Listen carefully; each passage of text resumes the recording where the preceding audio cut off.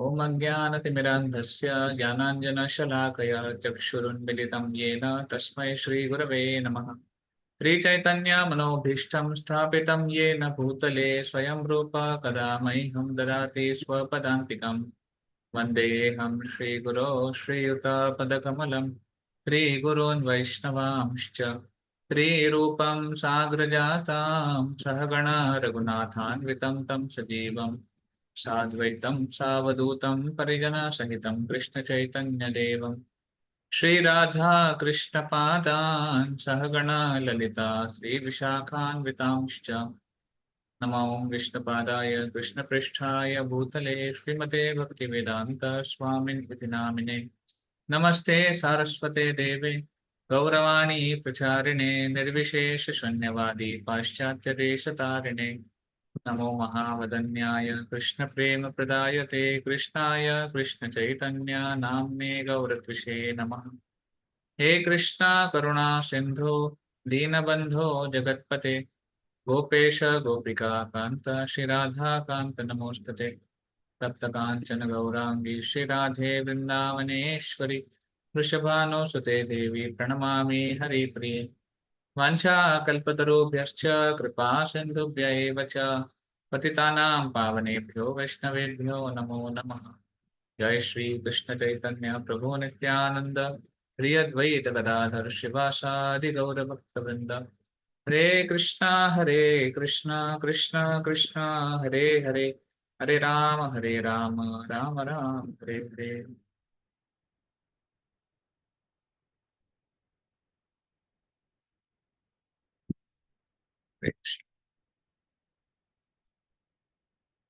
अ, शुरुआत करने से पहले आज हमारे एक महत्वपूर्ण आचार्य उनका तिरुभाव दिवस है और उनका नाम है श्रील गौर किशोरदास बाबा जी महाराज। तो मैं सोच रहा हूँ कि उनके बारे में थोड़ा सा अ, संक्षिप्त में शेयर करूंगा आपसे। आप में से कितने लोगों ने उनके बारे में पढ़ा है? श्री गौर किशोरदास बाबा जी महाराज कोई जानता है उनके बारे में या फिर कुछ पढ़ा है?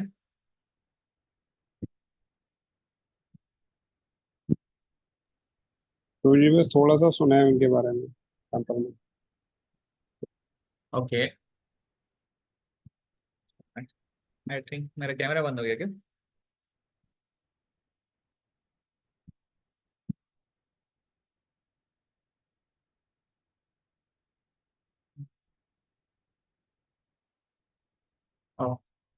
आई डेंट नो मेरा कैमरा बंद हो गया। ठीक है, okay. So I was saying Gaur Kishore Baba ji Maharaj के बारे में कितने भक्तों ने पढ़ा है या फिर जाना है? Okay, not none of you. ठीक है, तो we should know, that's why will discuss today. Actually क्या होता है, हम भक्ति का अभ्यास करने का प्रयास कर रहे हैं, स्पिरिचुअलिटी में उसको समझकर उसको प्रैक्टिस करने का प्रयास कर रहे हैं। बट इतना पॉसिबल नहीं है, इतना संभव नहीं है जब तक हमारे आचार्यों की कृपा नहीं है या फिर जब तक हमारी जो वैष्णव आचार्य है उनके मार्गदर्शन में अगर हम ना करें। स्पिरिचुअलिटी ये केवल एक अ, सीखने का विषय नहीं है, ये एक कृपा का विषय है। हमें ऐसा नहीं लगना चाहिए कि हम सीख जाएंगे और प्रैक्टिस कर लेंगे। ये कोई टेक्निक्स नहीं है। It has to do a lot about mercy. It has to do a lot about following.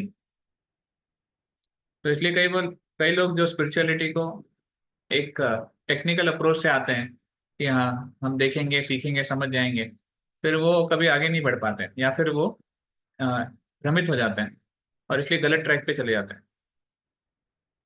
तो स्पिरिचुअलिटी एज आई सेड ये कृपा का विषय है। और वो कृपा कैसे आती है? चैतन्य महाप्रभु ऑफ कोर्स भगवान कृष्ण ये परंपरा में इस कृपा को देते हैं, गुरु वर्ग गुरु परंपरा।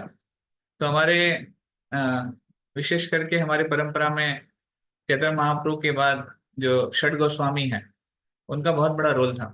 6 गोस्वामी उन्होंने आध्यात्मिक शिक्षा को एक ढांचे में एक फॉर्म दिया उसको और उसको प्रेजेंट किया हमारे सामने। और ऑफ कोर्स वृंदावन में अगर आप जाएंगे, वृंदावन को उन्होंने बसाया। वृंदावन की अ, भगवान की जो भी लीलाएं हैं उसको उन्होंने हमारे समझने लायक बनाया। हम कैसे उसको समझ सकते हैं, उससे क्या सीख सकते हैं। षड गोस्वामी के बाद आते हैं अ, उनके फॉलोअर्स नरोत्तम दास ठाकुर, श्रीनिवास आचार्य, श्यामानंद प्रभु। ये उनके दीक्षा लाइन में आते हैं या फिर शिक्षा लाइन में आते हैं। उसके बाद आते हैं बलदेव विश्वनाथ चक्री ठाकुर, बलदेव विद्याभूषण, जगन्नाथ दास बाबा जी महाराज, फिर भक्ति विनोद ठाकुर और गौर किशोर बाबा जी महाराज जो उनके शिष्य हैं। उसके बाद भक्ति सिद्धांत श्री ठाकुर और हमारे his divine grace AC Bhaktivedanta Swami Srila Prabhupada. ये परंपरा है। तो इस परंपरा को जानना या फिर उनके बारे में जानना आवश्यक है। मैंने एक सेशन लिया था, I think legacy of love. Did I take it here? Legacy of love.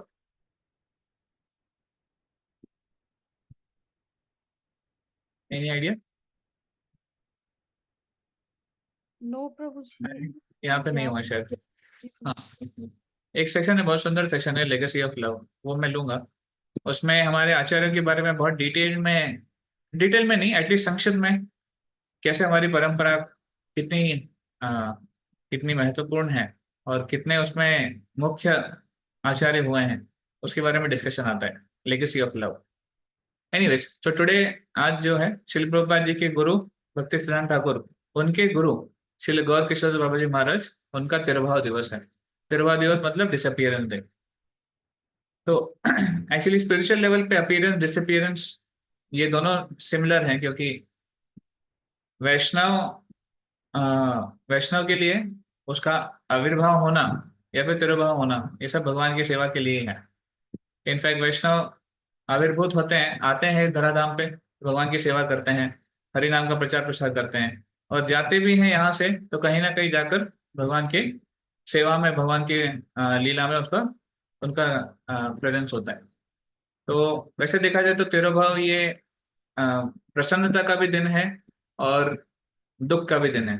दुख इसलिए है कि वो वैष्णव हमारे बीच से चले गए, हमें उनका फिजिकल प्रेजेंस अभी हमें नहीं मिलेगा। और प्रसन्नता इसलिए है कि वो भगवान के धाम चले गए, भगवान की सेवा में चले गए, जो कि जीवन का लक्ष्य है। क्योंकि शरीर तो सबको छोड़ना ही है, जाना ही है एक ना एक दिन, और भगवान की सेवा में जाना ये मुख्य है। तो इसलिए तिरुभाव ये दोनों प्रसन्नता भी है और दुख भी है, इसलिए मिक्स्ड फीलिंग्स होती हैं। बट ऑफ कोर्स ऐसे बोलते हैं, he reasons ill who says that a Vaishnava die. वो वो गलत है लोग जो कहते हैं कि एक वैष्णव की मृत्यु होती है। Because a Vaishnav never dies. A Vaishnav while living he spreads the holy name around, and after leaving he again enters the spiritual kingdom of Lord. Exactly मैं वो स्टेटमेंट भूल रहा हूँ, I'll open it to you.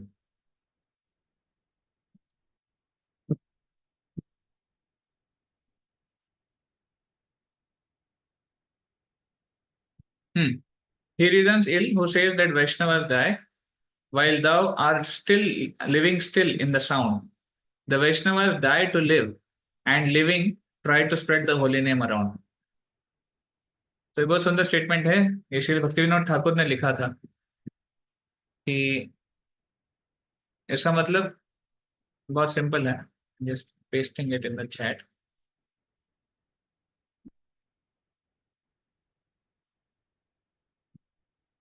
Okay, मैंने chat में उसको भेजा है। तो कहते हैं कि जो जो कहते हैं कि वैष्णव की मृत्यु होती है, वो सही नहीं है। क्योंकि एक वैष्णव हमेशा अपने साउंड, अपनी ध्वनि के माध्यम से हमेशा रहते हैं। जैसे श्रील प्रभुपाद जी भी कहते थे कि मैं कभी नहीं जाऊंगा, हालांकि मेरा शरीर चला जाएगा, भौतिक रूप से मेरी मृत्यु हो जाएगी, बट मैं कभी नहीं जाऊंगा। क्यों? क्योंकि मेरे तात्पर्य हैं, मेरी किताबें हैं, उसके माध्यम से मैं हमेशा जीवित रहूंगा। और जो भी व्यक्ति मुझसे कनेक्ट करना चाहता है, वो मेरे तात्पर्यों को, मेरी किताबों को ध्यान से पढ़े, वो मुझसे कनेक्ट कर सकता है। तो ऐसे हम किसी भी आचार्य से कनेक्ट कर सकते हैं अगर हम उनके वाणी को ध्यान से अपने जीवन में उतारें। भले वो गोस्वामी क्यों ना हो, जो षड गोस्वामी की बात हम कर रहे हैं, या फिर भले वो चैतन्य महाप्रभु क्यों ना हो, या फिर भले वो कृष्ण क्यों ना हो, उनकी वाणी को जितना हम अपने जीवन में ध्यान से उतारेंगे, समझेंगे, उतारेंगे, उतना हम उनसे कनेक्ट कर सकते हैं। That's why they never die. They never leave us. The Vaishnavas die to live and living try to spread the holy name around. तो वो मृत्यु होती भी है उनकी, पर वो हमेशा जीवित रहते हैं सबके हृदय में। जो भी उनके सिंसियर फॉलोअर हैं उनके हृदय में वो रहते हैं। जैसे प्रभुपाद जी के बारे में हम देखते हैं, हमने कभी प्रभुपाद को देखा नहीं, हम इतने भाग्यशाली नहीं रहे कि श्रील प्रभुपाद जी को हम प्रैक्टिकली फिजिकली देख सकें, पर हम में से कोई नहीं कह सकता कि हम श्रील प्रभुपाद जी को जानते नहीं, क्योंकि उनके शिष्यों के हृदय में वो इतने आ, इतने प्रकट रूप से हैं। वो जब भी हम उनके शिष्यों को सुनते हैं, शिष्य उनके बारे में जब भी चर्चा करते हैं, it's like as if having Srila Prabhupada with us. तो मेरा ये अनुभव रहा है कि श्रील प्रभुपाद जी को मैं अगर हालांकि देखता भी, मान लीजिए अगर ऐसा कोई अच्छा हमारा फॉर्च्यून होता, भाग्य होता, सौभाग्य कि श्रील प्रभुपाद जी को हम फिजिकली देख पाते, पर उससे बड़ा सौभाग्य मुझे ये लगता है कि श्रील प्रभुपाद जी के शिष्य हमारे साथ हैं जो उनके बारे में इतना बताते रहते हैं या फिर इतनी उनके साक्षात्कार हमको देते रहते हैं। हम श्रील प्रभुपाद जी को देखते तो समझ नहीं पाते शायद, बट उनसे इनके बारे में सुनकर हम ज्यादा समझ पाते हैं। वैसे ही वैष्णव के बारे में है, वैष्णव के बारे में सुनकर या फिर उनके द्वारा सुनकर हम उनको ज्यादा समझ सकते हैं।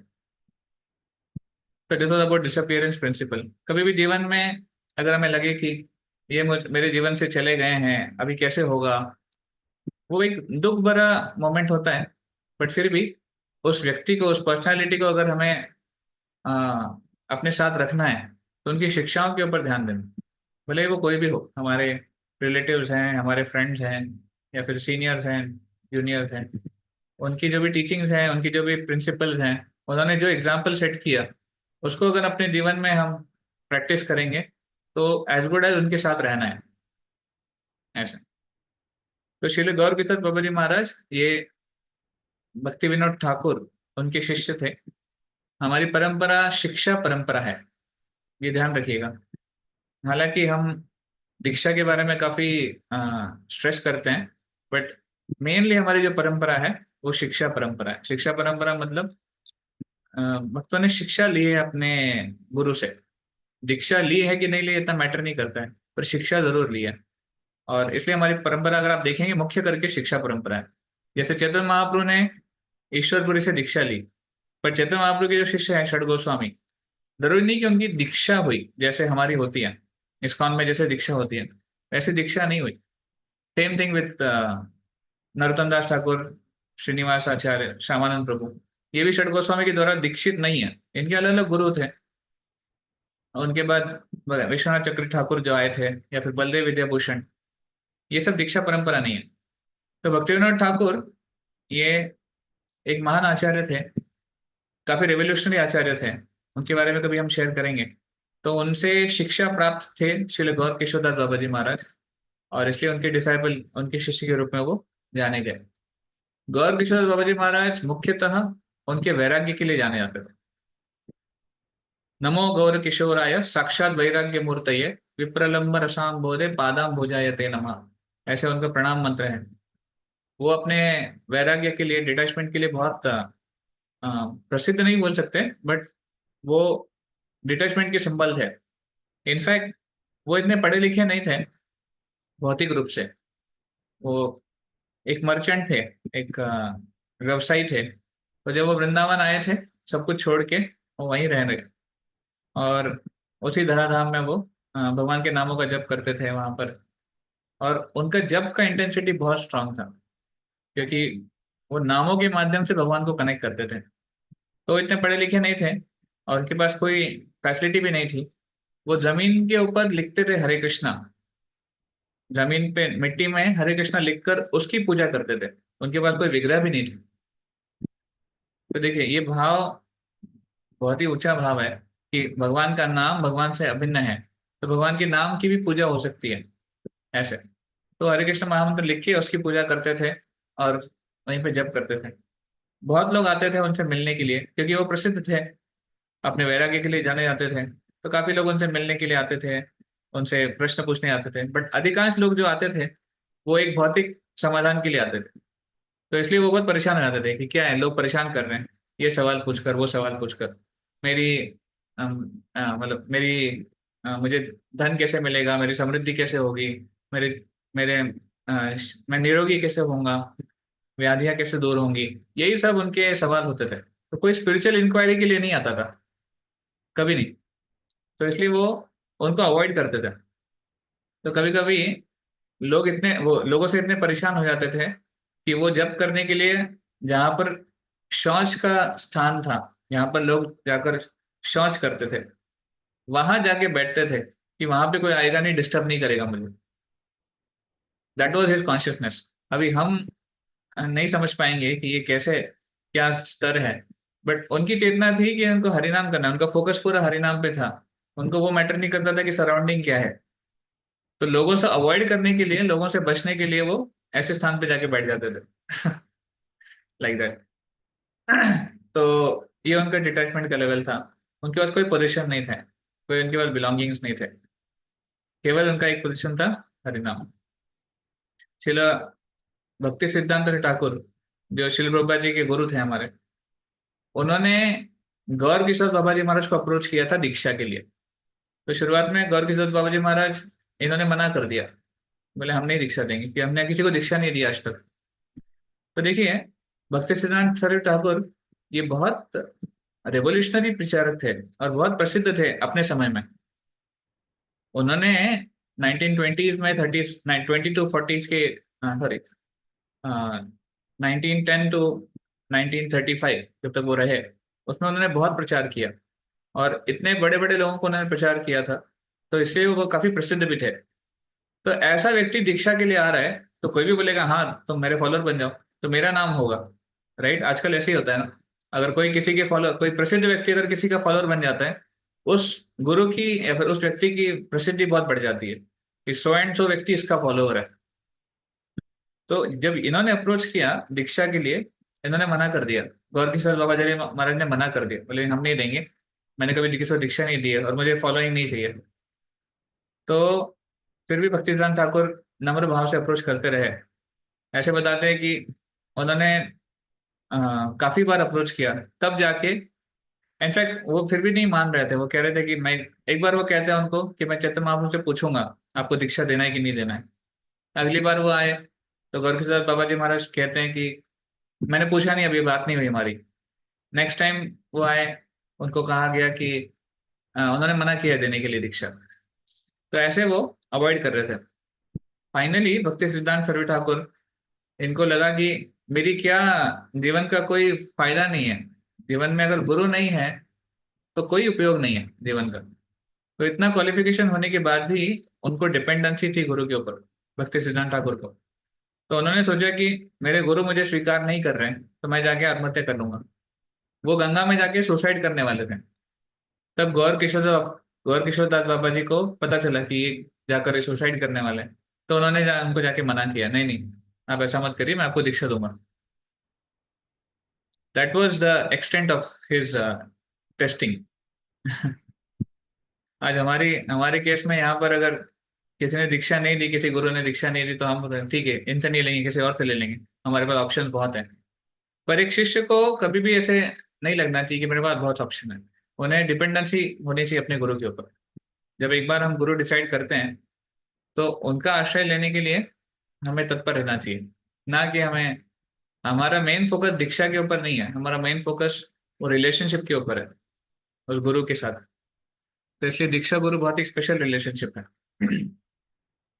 एनीवेज, तो गौर किशोर बाबा जी महाराज ने उनको दीक्षा दी, और he was the only disciple.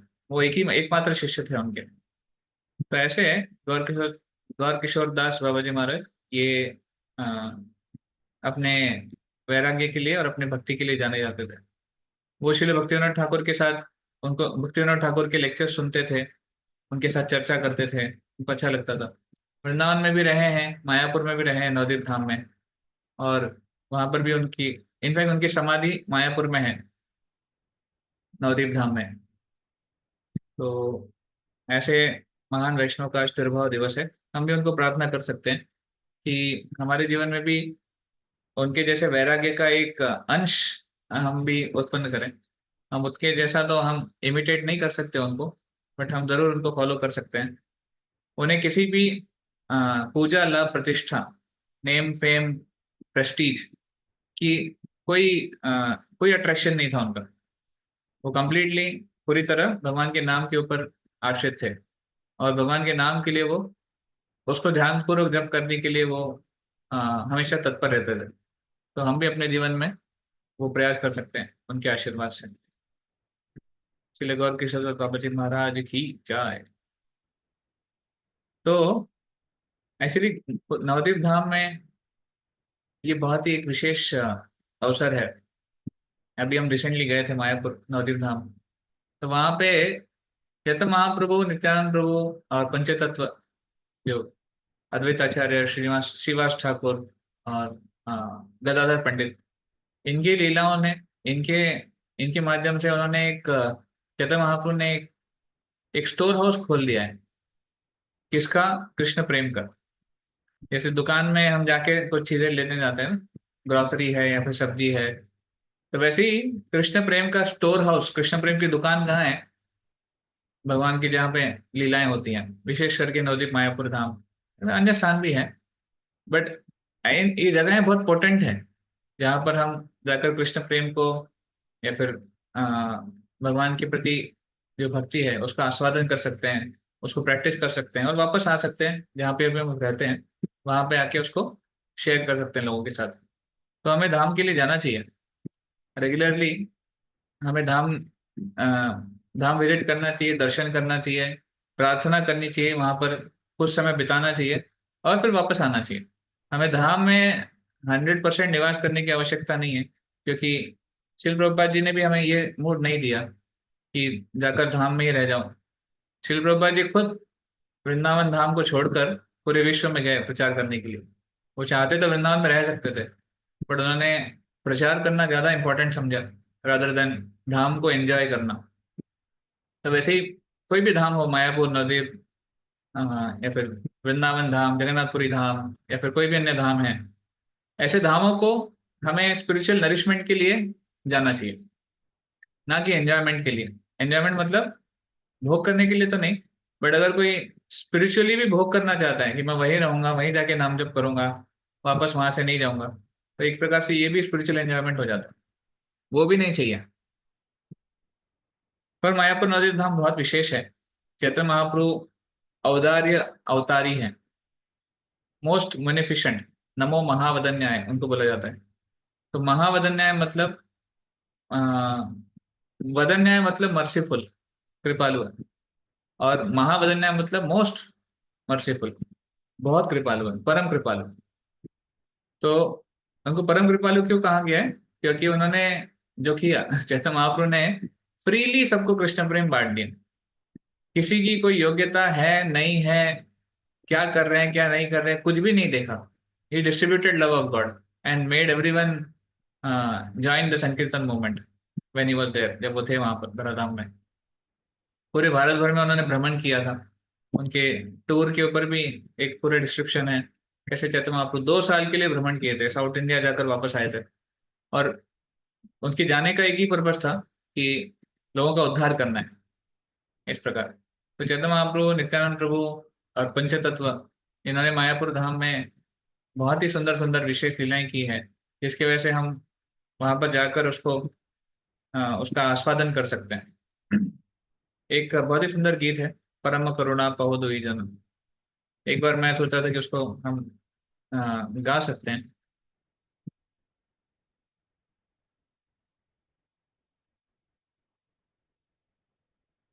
ये गीत नित्यानंद प्रभु और चैतन्य महाप्रभु, इनकी कृपा के ऊपर है, ये कितने कृपालु हैं।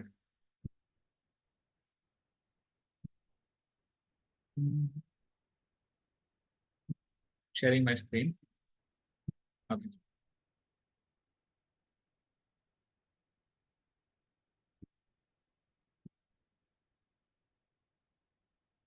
ओके, तो ये श्री लोचन दास ठाकुर ने ये गीत लिखा है। परम करुणा पहु दुई जाना, निताय गौर चंद्र। अभी बोलिए। परम करुणा पहु दुई जाना, निताय गौर चंद्र। सब अवतार सार शिरोमणि केवल आनंद कंदा।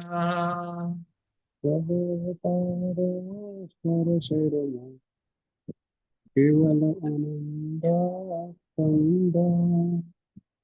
भजो भजो भाई चैतन्य निताई सुदृढ़ विश्वास कोरी। तुझ भज भाई चैतन्य निताय सुदृश विश्वास करी। विषय छड़िया शेर से मजिया मुखे बोलो हरि हरि। विषय छड़िया सिर से मचिया मुखे बल हरि हरि। देखो रे भाई त्रिभुवन नाई एमन दयाल दाता। देखो रे भाई त्रिभुवन नाई एमन दया दाता। पशु पाखी झोरे पाषाण विदारे सुनि जार गुण गाथा। पशु पक्षी जोरे फसन विदारे सुनि जनर गुण गाथा। संसारे मजिया रोहिली पोडिया से पदे नहिलो आशा। संसार बजिया हिल पड़िया से पड़े नहीं लो आशा। अपना करामा भुंजये समाना कहो ये लोचन दासा। अपन करम भजय सम कहो बचन दासा। परम करुणा पहु दुई जान हिताय गौरचंद्र। परम करुण बहु जन हिताय गर चंद्र। तब अवतार सार शिरोमणि केवलानंद कंदा। सब अवतारा सरसुर माने केवल आनंद कंदा। हरे कृष्ण। तो ये गीत लोचनदास ठाकुर ने लिखा है। इसमें भगवान चैतन्य महाप्रभु और नित्यानंद प्रभु की कृपा कितनी ज्यादा है उसका वर्णन किया गया है। तो कह रहे हैं परम करुणा पहु दुई जन निताय गौरचंद्र। ये दोनों लोग, दुई जन मतलब दोनों लोग, नित्यानंद प्रभु और चैतन्य महाप्रभु, ये इतने कृपालु है, परम कृपालु है। इनकी कृपा का कोई सीमा नहीं है। क्योंकि इन्होंने जो किया, इनफैक्ट देखिए भगवान आते हैं, हर युग में आते हैं, पर भगवान कहते हैं कि वो असुरों का नाश करते हैं और धर्म की स्थापना करते हैं, जो साधु है उनकी रक्षा करते हैं। पर इन दोनों ने किसी का नाश मतलब किसी को मारा नहीं, किसी की हत्या नहीं करी। हालांकि ये जब आए कलयुग में आसुरिक प्रवृत्ति बहुत ज्यादा थी, बट इन्होंने कभी किसी को हत्या नहीं कर कर सबका उद्धार कर दिया, सारे असुरों का उद्धार कर दिया। इनफैक्ट आपने स्टोरी सुनी होगी जगाए और मधाई की। ये दोनों अ, बहुत ही बड़े, यू कैन से, आसुरी प्रवृत्ति के लोग थे। जगाए और मधाए ये नवद्वीप में रहते थे, और इन्होंने, ऐसा कोई पाप नहीं था जो इन दोनों ने नहीं किया था। हालांकि ये लोग ब्राह्मण परिवार में जन्म हुए थे, बट इनको गलत संग की वजह से बिगड़ गए। तो नशा करना, अ, और मांस खाना, मारना, पीटना, लोगों को अपहरण करना, लोगों को लूटना, स्त्रियों को बलात्कार करना, उनकी जान से हत्या कर देना, ऐसे सारे पाप उन्होंने किए थे। और बहुत पाप थे इनके, इतने ज्यादा पाप ये लोग करते थे। तो एक बार जब चैतन्य महाप्रभु, नित्यानंद प्रभु, सॉरी, एक बार जब नित्यानंद प्रभु और हरिदास ठाकुर ये लोग प्रचार के लिए बाहर निकले थे चैतन्य महाप्रभु की आज्ञा पे, चैतन्य महाप्रभु ने आज्ञा दी थी कि आप जाओ प्रचार करो। तो नित्यानंद प्रभु और हरिदास ठाकुर ये प्रचार कर रहे थे। तो इन्होंने इन दोनों को देखा, और नित्यानंद प्रभु के मन में इच्छा हुई क्यों ना इनको प्रचार किया जाए, ये जगाए और मधाए को। क्योंकि इनका अगर उद्धार हो जाए तो सोचिए कितना बड़ा अ, हमारा प्रचार होगा। जैसे होता है ना, कोई बड़ा व्यक्ति अगर कुछ चीज को करे तो फिर बाकी लोग भी, कॉमन लोग उसको फॉलो करते हैं। तो वैसे अगर सोचिए जगाए मधाई जैसे लोग, इनका अगर उद्धार हो जाए, इनका अगर परिवर्तन हो जाए, तो सब लोग फिर बोलेंगे हाँ भक्ति बहुत अच्छी है, देखो ऐसे लोग भी परिवर्तित हो गए। तो प्रीचिंग स्ट्रेटेजी है वो। कई बार हम भी प्रचार में बड़े लोगों को इंस्पायर करने का प्रयास करते हैं, जो सोसाइटी में बड़े हैं, जिनका नाम है, जिनका स्टेटस है, क्योंकि वो अगर भक्ति अपना ले, या फिर वो अगर इस्कॉन के बारे में या फिर किसी मतलब हमारे प्रोसेस के बारे में अगर कुछ फेवरेबल कमेंट करें, तो लोग भी उनको फॉलो करते हैं। तो इसी जगह मधाई का सोच रहे थे नित्यानंद प्रभु कि इनका अगर इनको प्रचार करके इनको हम परिवर्तित करेंगे, तो सोचिए कितना अच्छा प्रचार होगा। तो दोनों गए, और जगह मधाई नशे में धुत थे, और दोनों एकदम मतलब अनकॉन्शियस, नॉट अनकॉन्शियस, बट नशे में पूरी तरह धुत थे। तो नित्यानंद प्रभु ने जब उनको बोला कि अरे मेरे भाइयों, तुम हरिनाम का जप करो, भगवान का आश्रय लो, तो इनको लगा ये कौन पागल अर्थी है, हमको हरिनाम करने को बोल रहा है। तो वो दोनों उनके पीछे भाग गए, उनको पकड़ के मारने के लिए। तो नित्यानंद प्रभु हरिदास ठाकुर भाग गए, जान बचाकर भाग गए। तो वहां जाकर नित्यानंद प्रभु को बोला हरिदास ठाकुर ने कि क्या है, आप पागल हो क्या, ऐसे लोगों के पीछे क्यों जा रहे हो, इनको क्यों बोल रहे हो हरिनाम लेने के लिए, दूसरों को बोलो। तो नित्यानंद प्रभु बोले नहीं अच्छा है, इनको बोलना चाहिए।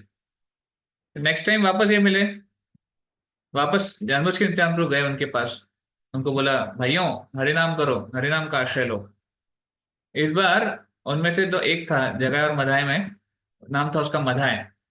मधाय ने, उसके हाथ में एक मटका था, उसने वो मटका दे मारा नित्यानंद प्रभु के सर पे, बहुत जोर से। नित्यानंद प्रभु के सर पे वो मटका फूट गया, और खून आने लग गया उनके सर से। फिर भी नित्यानंद प्रभु उनको बोल रहे थे अभी, फिर भी आप हरिनाम करो, भगवान का आश्रय लो, भगवान के नाम का जप करो। नित्यानंद प्रभु बिल्कुल भी गुस्सा नहीं हुए, या फिर उन्होंने उनको प्रतिशोध नहीं लिया, या फिर कुछ बदला लेने की भावना नहीं रखी। तो ये नित्यानंद प्रभु की कृपा है। वही नित्यानंद प्रभु जो बलराम थे, बलराम को थोड़ा सा गुस्सा आता था, वो अपना रूप रूप प्रकट करते थे। एक बार हस्तिनापुर में बलराम जी गए थे पीस पीस टॉक करने के लिए, शांति वार्ता करने के लिए। पर हस्तिनापुर के जो लीडर्स थे, कुरु वंश के जो लीडर्स थे, उन्होंने बोला अरे जाओ, ये क्या है बलराम, आप कौन है, और ये यदुवंशी क्या है, हमारे हमारे पैरों की धूल भी नहीं है वो लोग। तो बलराम जी का अपमान कर दिया उन्होंने। बलराम जी को इतना गुस्सा आ गया, उन्होंने अपना हल निकाला, और पूरे हस्तिनापुर को यमुना में डुबोने जा रहे थे, उन्होंने ऐसा कर दिया। और जब कुरुवंशियों को ध्यान में आया कि अभी हमारा तो संहार होने वाला है, हम सब नष्ट हो जाएंगे, तो सब लोग गए हाथ जोड़ के बलराम जी के पास कि सॉरी सॉरी सॉरी सॉरी, गलती हो गई, हम आपकी पोजीशन समझ नहीं पाए। तो ये बलराम जी हैं, भगवान के प्रथम अंश। और यही बलराम जी नित्यानंद प्रभु के रूप में जब आते हैं, तो गुस्सा नहीं प्रकट करते हैं, कृपा प्रकट करते हैं। तो हालांकि मधाई ने उनको मारा, जान से मारने का प्रयास किया, फिर भी उन्होंने मधाई को माफ कर दिया, मतलब मधाई को बोला जब करो, आप ये सब मत करो। पर चैतन्य महाप्रभु को पता चल गया कि ऐसा ऐसा इंसिडेंट हुआ है, नित्यानंद प्रभु को चोट लग गई, और चैतन्य महाप्रभु वहां प्रकट हो गए, वहां पे आ गए तुरंत। तो चैतन्य महाप्रभु जो कि इतने सुंदर स्वरूप में थे, उनके बाल और उनका स्वरूप बहुत ही सुंदर था, कंदर्प कोटि कमनीय, पर उनका गुस्सा प्रकट हो गया, और वो गुस्सा इतना तीव्र था कि जगाए और मधाई को लगा अभी अब हमारी मृत्यु हो जाएगी, अभी तो हमको ये मार डालेंगे। वो डर के मारे कांपने लग गए दोनों। चैतन्य महाप्रभु ने सुदर्शन का आह्वान किया, सुदर्शन। नित्यानंद प्रभु ने देखा अरे चैतन्य महाप्रभु क्या कर रहे हैं, कलयुग में हम लोगों को ऐसे मारेंगे तो हो गया, सबको मारना पड़ेगा, क्योंकि कलयुग में सब पापी हैं, कौन है जो पापी नहीं है, ठीक है थोड़ा बहुत ज्यादा और कम पापी हैं, बट सब पापी हैं। तो नित्यानंद प्रभु ने चैतन्य महाप्रभु को रिक्वेस्ट किया नहीं नहीं नहीं, ये मत करिए, हमारा अवतार कृपा के लिए हुआ है ये, आप ऐसे गुस्सा मत दिखाइए प्लीज। तो नित्यानंद प्रभु ने रिक्वेस्ट किया, और नित्यानंद प्रभु ने फिर, चैतन्य महाप्रभु मान नहीं रहे थे, क्योंकि चैतन्य महाप्रभु गुस्सा आ गया था कि मेरे साथी नित्यानंद प्रभु के ऊपर हमला हुआ था। तो चैतन्य महाप्रभु मान नहीं रहे थे। नित्यानंद प्रभु ने बोला देखिए, जगाए ने, अच्छा, जगाए ने मुझे बचाया।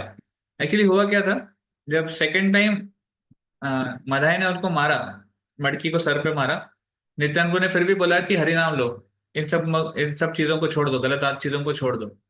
मदाई इतना गुस्सा था, नशे में था, कि दूसरी बार मारने जा रहा था, नित्यानंद प्रभु को ही दूसरी बार मारने जा रहा था। पर जगह है, इसके मन में पता नहीं क्या विवेक आ गया, उसने मदाई को रोका, अरे मदाई रुको, ये देखो ये कितना संत है, हालांकि तुमने इसको मारा, इतना उसको इसका खून बह रहा है, पर फिर भी ये तुमको जब्त करने के लिए कह रहा है। तो जगाई ने उसको रोका मारने से। तो जब चैतन्य महाप्रभु आए गुस्सा होके, नित्यानंद प्रभु ने उनको रिक्वेस्ट किया कि मत करिए ऐसा। उन्होंने कहा चैतन्य महाप्रभु से कि जगाई ने मदाई को रोका, तो जगाई ने इनफैक्ट मेरी रक्षा की। तो नित्यानंद चैतन्य महाप्रभु ने जब सुना कि जगाई ने नित्यानंद प्रभु की रक्षा करी, तो चैतन्य महाप्रभु जगाई के प्रति बहुत कृपालु हो गए।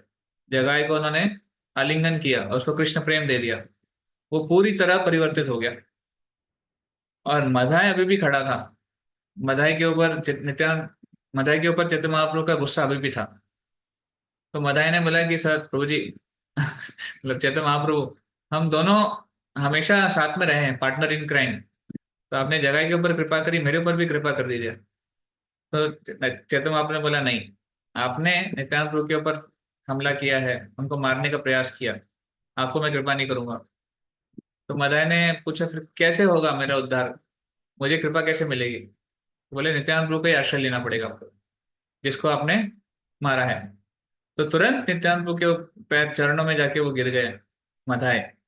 और नित्यानंद प्रभु एनीवे कृपालु थे, तो नित्यानंद प्रभु ने तुरंत मदाई को उठाकर उनको क्षमा कर दिया, उनको आलिंगन किया। और ये देखकर फिर चैतन्य महाप्रभु भी मदाई के प्रति कृपालु हो गए।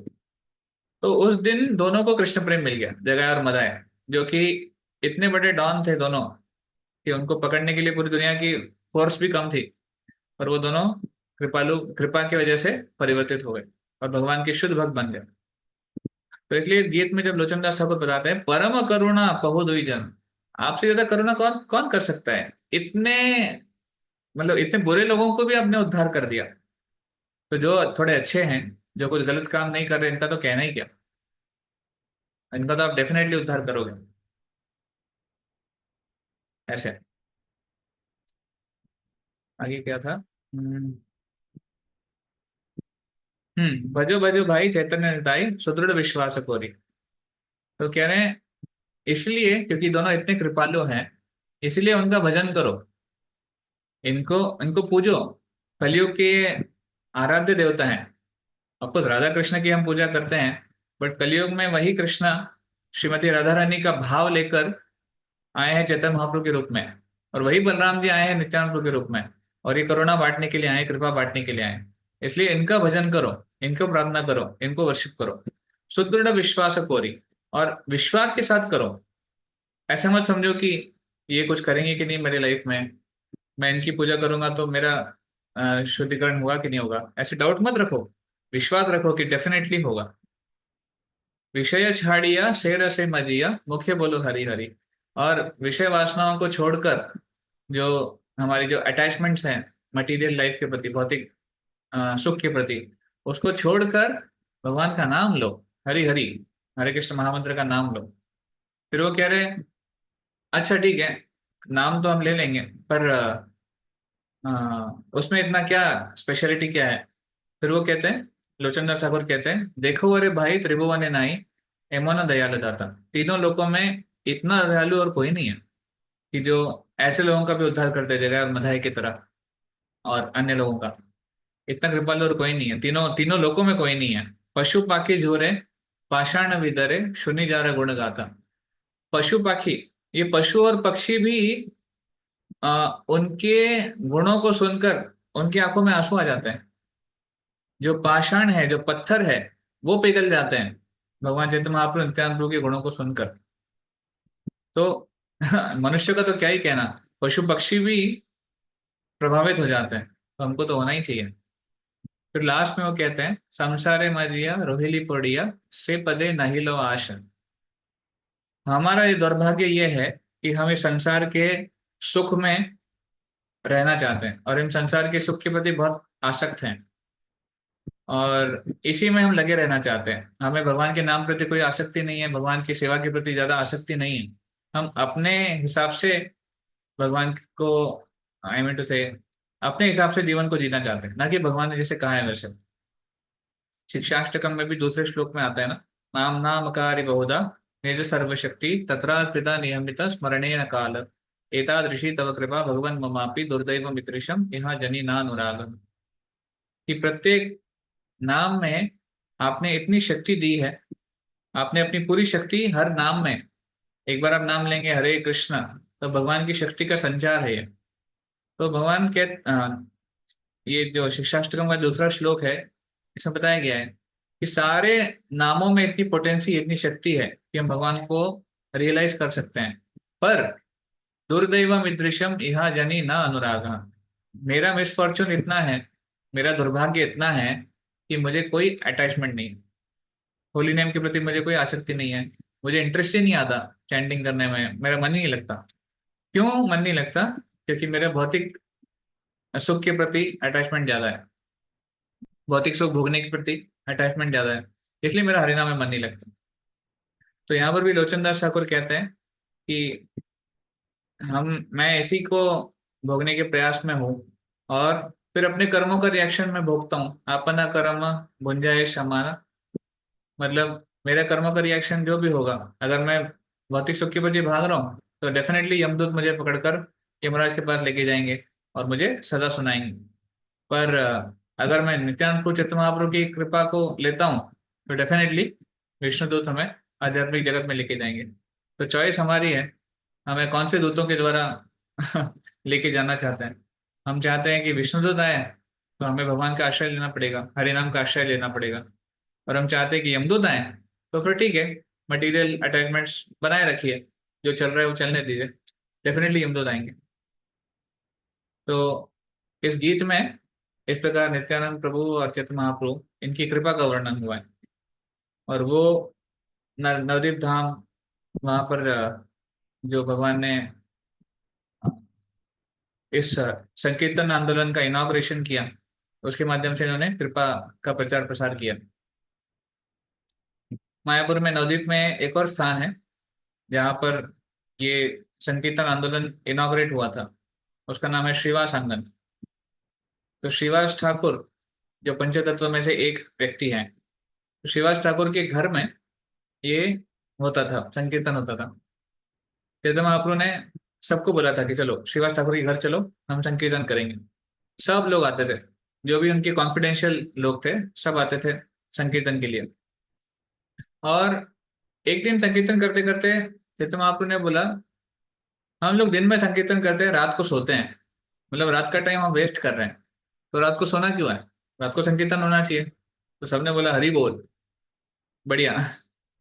तो उस दिन से 1 वर्ष के लिए रोज रात को शिवा सांगन में संकीर्तन होने लगे। तो दिन में नवद्वीप के सड़कों पे संकीर्तन होता था और रात में शिवा सांगन में क्लोज्ड, मतलब कॉन्फिडेंशियल लोगों के साथ ही चैतन्य महाप्रभु संकीर्तन करते थे। और ये संकीर्तन इतना इंटेंस होता था, सब लोग हरिनाम में इतना एब्जॉर्ब रहते थे कि भूल जाते थे क्या है, दिन है कि रात है, शरीर की नेसेसिटीज क्या है, आवश्यकताएं क्या है, सब भूल जाते थे। That was the intensity of that हरिनाम। तो हमारे हरिनाम की परीक्षा क्या है, हम हरिनाम अगर ले रहे हैं और हम हमारी मटेरियल नेसेसिटीज, भौतिक जो आवश्यकताएं उसको भूल जा रहे हैं, वो हरिनाम शुद्ध हरिनाम है। जब तक ऐसा नहीं हो रहा है तब तक हमारा हरिनाम शुद्ध नहीं है। Anyway, this a very important, very high stage, बहुत ऊंचा स्तर है ये। बट ये टेस्ट है, ये परीक्षा है, फाइनल रिजल्ट, फाइनल एग्जाम है बोल सकते हैं, वहां तक हमें आना है। सो लाइक दैट, ये नवदीप मायापुर का विशेष, ये कैन से विशेष कृपा है। हम सबको जाना चाहिए, कभी हम यात्रा करेंगे मायापुर धाम में, तब हम सब भक्तों को भी लेके जाएंगे। Anyway, so coming back, we have 10 minutes now। तो जैसे मैंने बताया चैतन्य महाप्रभु नित्यानंद प्रभु की कृपा के बारे में, वही कृपा परंपरा में हमारे आचार्यों ने हमें दी है, हरिनाम के माध्यम से और अन्य ग्रंथों के माध्यम से, एक प्रैक्टिस के माध्यम से। और उसी कृपा को एक्सेस करने के लिए श्रील प्रभुपाद जी ने हमें एक सिस्टम दिया, एक फॉर्मेट दिया है। वो फॉर्मेट अगर हम पालन करते हैं अपने लाइफ में, तो स्पिरिचुअल लाइफ में हम बने रहेंगे। तो फॉर्मेट बहुत सिंपल है। सुबह मॉर्निंग जो हमारा समय है, उसको हमें कुछ पर्टिकुलर ड्यूटीज करनी है, उसको बोलते हैं मॉर्निंग प्रोग्राम। और इवनिंग में इवनिंग प्रोग्राम। तो ये फॉर्मेट है। सुबह अपने आप को सरचार्ज करना है, आध्यात्मिक रूप से अपने आप को कह सकते हैं अपने आप को शक्ति प्रदान करनी है मॉर्निंग प्रोग्राम फॉलो करके। दिन में जो भी आपका काम है, व्यवसाय है, अभ्यास, स्टडी है, जो भी है वो दिन में है, और शाम को वापस इवनिंग प्रोग्राम करके हम अगेन अपने आप को स्पिरिचुअली एनलाइवन कर सकते हैं। तो ये मॉर्निंग प्रोग्राम, इवनिंग प्रोग्राम, और बीच में duties. It's a sandwich formula, इसको बोलते हैं सैंडविच। ऊपर से नीचे से ब्रेड है और बीच में जो भी मसाला है वैसे ही मॉर्निंग प्रोग्राम इवनिंग प्रोग्राम के बीच में हमारा ड्यूटीज का ये है। तो मॉर्निंग प्रोग्राम में क्या आता है? मॉर्निंग प्रोग्राम में मंगल आरती, नरसिंह आरती, तुलसी आरती, शिक्षाष्टकम और भगवान के नामों का जप, और एक ऑफ कोर्स भागवतम क्लास। ये सब मॉर्निंग प्रोग्राम का पार्ट है। और इवनिंग प्रोग्राम में संध्या आरती, नरसिंह आरती और गीता क्लास, ये इवनिंग प्रोग्राम का पार्ट है। तो मंदिर में जनरली ये सिस्टम फॉलो होता है, मंगल आरती और संध्या आरती वाला। अपने घरों में या फिर अपने पर्सनल लाइफ में हम इसको कैसे फॉलो कर सकते हैं? हमें एटलीस्ट प्रयास करना चाहिए कि सुबह में हम जल्दी उठकर मंगल आरती, नरसिंह आरती, तुलसी आरती, शिक्षाष्टकम, 10 नाम अपराध और नाम जप, इसको हम फॉलो करें। सीक्वेंस ऊपर नीचे हो सकता है, पर ये कंटेंट्स होने चाहिए और कुछ तो श्रवण करना चाहिए। तो अपनी ड्यूटीज में जाने से पहले, जो भी आपका काम है, जो भी आपका व्यवसाय है, उसमें जाने से पहले मंगल आरती, नरसिंह आरती, तुलसी आरती, नाम जप और श्रवण, भागवतम का श्रवण, ये करना चाहिए। ये अगर हम करेंगे तो एक आध्यात्मिक रूप से बहुत सचेत रहेंगे, बहुत कॉन्शियस रहेंगे और एक सिक्योरिटी फील करेंगे। तब हम जब बाहर जाएंगे दुनिया में और माया के साथ डीलिंग करेंगे तो माया का प्रभाव उतना नहीं हो पाएगा। जैसे जो जो सोल्जर है या फिर जो हमारे डिफेंस पर्सन है, वो अगर अपने आप को आर्मर वगैरह लगा के, बुलेट प्रूफ जैकेट वगैरह लगा के बाहर निकलते हैं तो सेफ होते हैं। बट मान लीजिए ऐसे ही निकल गए बिना बंदूक के और बिना किसी प्रोटेक्शन के, तो हर डेंजर का बहुत ज्यादा संभावना है, कभी भी मृत्यु हो सकती है। तो वैसे ही अगर हम स्पिरिचुअली सरचार्ज होकर बाहर निकलते हैं, ये सब कर कर, मॉर्निंग प्रोग्राम कर कर, तो डेफिनेटली हमें हमारी जो मटेरियल ड्यूटीज है वो करने में हमें सहायता होती है। हम स्पिरिचुअली स्पिरिचुअली इंक्लाइंड होते हैं, या तो फिर माया द्वारा प्रभावित हो जाते हैं, माया हमको भटका देती है। तो इसीलिए मंगल आरती, नरसिंह आरती, तुलसी आरती, शिक्षाष्टकम, नाम जप और क्लास, ये हमें करने का प्रयास करना चाहिए। तो अब तक आपको शायद पता नहीं होगा ये क्या है, या फिर कुछ लोगों को पता भी होगा मंगल आरती कौन सी होती है, नरसिंह आरती क्या है, तुलसी आरती क्या है, शिक्षाष्टकम क्या है। बट इसको हम डिस्कस करेंगे शॉर्ट में आने वाले कुछ सेशन में, ताकि हम अपने आप अपने स्पिरिचुअल लाइफ में भी एक आदत लगा लें इसकी, इस पर प्रैक्टिस करना शुरू कर दें। तो आइडियली ये प्रैक्टिस होना चाहिए। गृहस्थ है, ब्रह्मचारी है या कोई भी स्टूडेंट है, ये प्रैक्टिस आवश्यक है। इसको ज्यादा समय नहीं लगता है। आप ऐसा मत सोचिए कि इसको इतना टाइम लगेगा तो फिर हम बाकी चीजें कैसे करेंगे। इसको टाइम कम लगता है, बट इससे जो शक्ति मिलती है वो काफी इंपॉर्टेंट है, वो जरूरी है। तो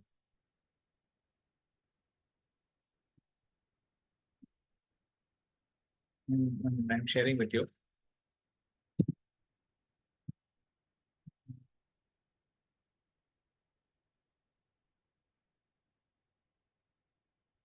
ये है मंगल आरती, नरसिंह आरती, तुलसी आरती। ये हमारी जो एक शिल प्रभुपाद ने जो स्टैंडर्ड फॉर्मेट दिया है आरती का, वो ये है। तो सुबह में हम लोग मंगल आरती में गुरुवाष्टकम को पाठ करते हैं, उसको गाते हैं बेसिकली। गुरुवाष्टकम उसको बोलते हैं। संसार दावानल लोक प्रणाय कारुण्य घना घनत्वं प्राप्तस्य कल्याण गुणार्णवस्य वंदे गुरो श्री चरणारविंदम। इस प्रकार ये 8 श्लोक हैं, इसलिए उसको बोलते हैं गुरुवाष्टकम। तो गुरु अष्टकम मतलब श्री गुरु, जो गुरु है उनके प्रति कृतज्ञता व्यक्त कर रहे हैं हम लोग। तो गुरुवाष्टकम में हम गुरु को स्मरण करते हैं, उनकी कृपा को स्मरण करते हैं, ऐसे। इसलिए देखेंगे आप हर स्टैंजा इस लाइन से एंड हो रहा है, वंदे गुरु श्री चरणारविंदम, वंदे गुरु श्री चरणारविंदम। तो ये हमारी मंगल आरती है, स्टैंडर्ड मंगल आरती, गुरुवाष्टकम। ठीक है। उसके बाद आता है नरसिंह आरती। नरसिंह आरती ये प्रोटेक्शन के लिए है, भगवान को प्रोटेक्शन के लिए प्रार्थना है। किस चीज से प्रोटेक्शन? भौतिक रूप से नहीं, आध्यात्मिक रूप से। भगवान को हम प्रार्थना करते हैं कि हम जो भी हमारा इंटरेक्शन होने होगा माया से, तो उससे हम अफेक्ट ना हो, उससे हम प्रभावित ना हो, और हम अपनी जो स्पिरिचुअल कॉन्शियसनेस है उसको बनाए रखें दिन भर। ये प्रोटेक्शन के लिए हम नरसिंह आरती, नरसिंह भगवान से प्रार्थना करते हैं।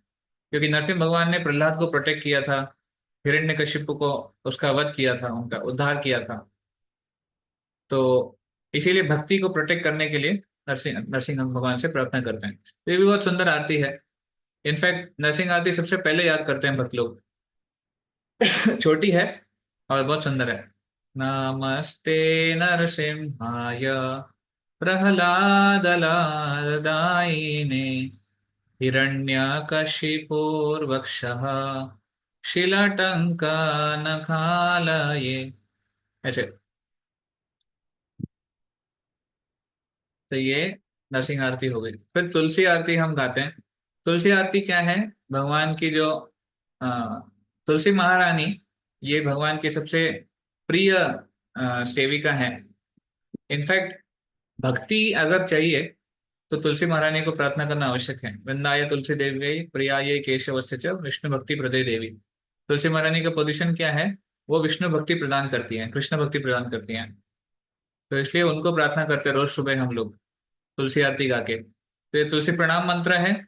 वृंदाये तुलसी देवी प्रियायै केशवस्य च विष्णु भक्ति प्रदे देवी सत्यवत्यै नमो नमः। इसको हम 3 बार बोलते हैं। उसके बाद ये तुलसी आरती गाते हैं। ये बंगाली में है।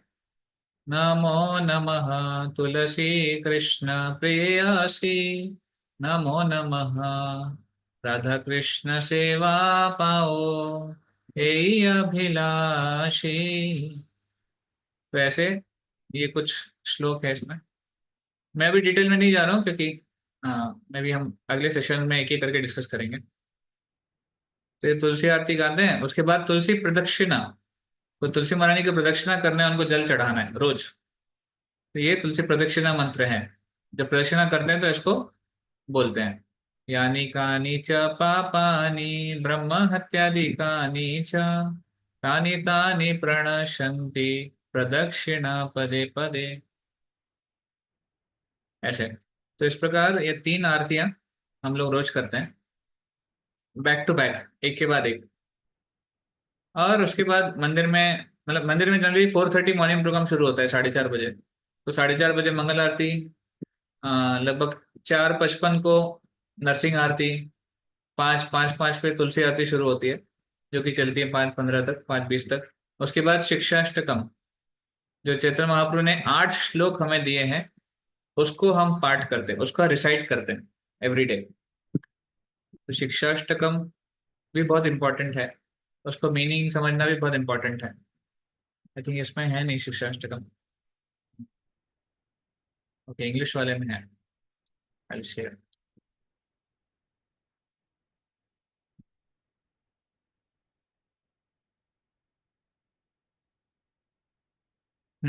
तो ये शिक्षाष्टकम है।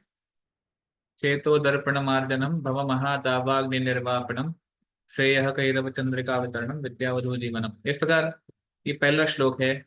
ये दूसरा श्लोक है नाम नामकारी बहुधा, जो आज मैंने डिस्कस किया। तीसरा श्लोक त्रिनादपि सुनिचेत। ऐसे 8 श्लोक है जो चैतन्य महाप्रभु ने डायरेक्ट हमको दिया है। ऐसी चैतन्य महाप्रभु की राइटिंग्स में ये 8 ही श्लोक है जो डायरेक्ट है। ऑफकोर्स और भी है, बट ये 8 श्लोक बहुत महत्वपूर्ण है। उनकी सारी टीचिंग को समराइज करते हैं 8 श्लोक, शिक्षा अष्टकम। तो इसको भी हम रिसाइट करते हैं रोज, ताकि हम चैतन्य महाप्रभु की तरह उनके उनके उनको कृपा के लिए प्रार्थना करें। और उसके बाद हम लोग ये 10 नाम अपराध, क्योंकि जब हम चैंटिंग करते हैं, नाम जप करते हैं, उसमें कुछ अपराध इन्वॉल्व हैं। तो वो अपराध से हम बचें या फिर अपराध ना करें, उसके लिए पहले पता होना चाहिए कि अपराध क्या है। तो पद्म पुराण में ये नाम अपराध दिए हुए हैं, 10 है। तो 10 अपराधों को रोज रिसाइट करते हैं, करना चाहिए। और फिर हम जब शुरू करते हैं, फिर चैंटिंग शुरू करते हैं, ये शिक्षाष्टकम नाम अपराध रिसाइट कर कर नहीं रहे। तो ये हो गया सुबह। ऑफकोर्स फिर मंदिर में 5:30 बजे तक ये सब हो जाता है। फिर 5:30 से 7:30 हम लोग जप करते हैं। 7:30 बजे शिल प्रभुपाद जी की आरती होती है, दर्शन आरती होती है, भगवान के पट खुलते हैं और शिल प्रभुपाद जी की आरती होती है। क्योंकि शिल प्रभुपाद जी हमारे गुरु हैं, हमारे आचार्य हैं, और बहुत स्पेशल आचार्य हैं, क्योंकि इस्कॉन के संस्थापक आचार्य हैं। इस्कॉन जब तक रहेगा तब तक शिल प्रभुपाद जी का नाम रहेगा, शिल प्रभुपाद जी की आरती होगी। तो डेली फिर 7:35 पे शिल प्रभुपाद जी की आरती होती है, और 8 to 9, 8 से 9 श्रीमद् भागवतम क्लास। तो श्रीमद् भागवतम के ऊपर चर्चा होती है, और हम श्लोक बाय श्लोक उसके ऊपर डिस्कशन होता है ऐसे। तो this is called as morning programme, 4:30 to 9। अभी ये मंदिर का सिस्टम है, मंदिर का शेड्यूल है। हो सकता है घरों में हम इसको कॉम्पैक्ट कर सकते हैं, इसको थोड़ा सा छोटा कर सकते हैं, क्योंकि इतना टाइम हम ना निकाल पाए। बट स्टिल कंटेंट्स ये है: मंगल आरती, नरसिंह आरती, तुलसी आरती, शिक्षाष्टकम, नाम अपराध, नाम जप, और भागवतम क्लास। शिव बाबा जी की आरती भी ऑफकोर्स। तो आप में से, ऑफकोर्स आई डोंट नो कि आप में से कितने लोग ये सब करते होंगे, फिर पता होगा। हम नेक्स्ट सेशन से इसको डिटेल में एक एक करके उसका मीनिंग डिस्कस करेंगे, ताकि, और कैसे उसको गाया जाता है, so that you can also start applying in your life. आप में से कितने लोगों को लगता है कि आप कर पाएंगे ये मॉर्निंग प्रोग्राम, कॉम्पैक्ट वे में फॉलो कर पाएंगे?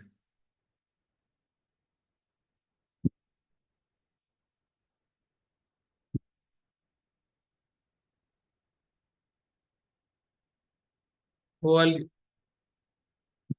कौन कौन मत करना चाहेंगे या फिर कर सकते हैं? ऑफकोर्स इम्पोर्टेंट है, नो डाउट।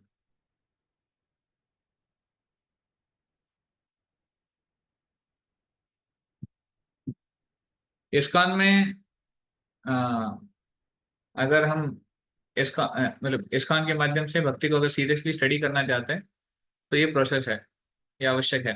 इनफैक्ट कंपलसरी है बोल लीजिए।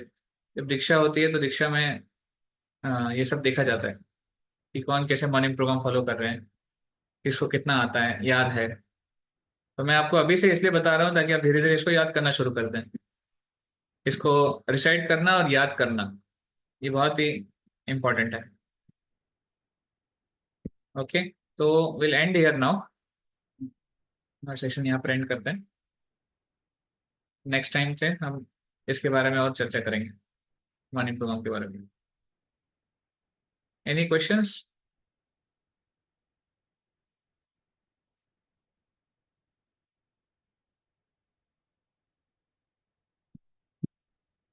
कोई प्रश्न है, कोई टिप्पणी?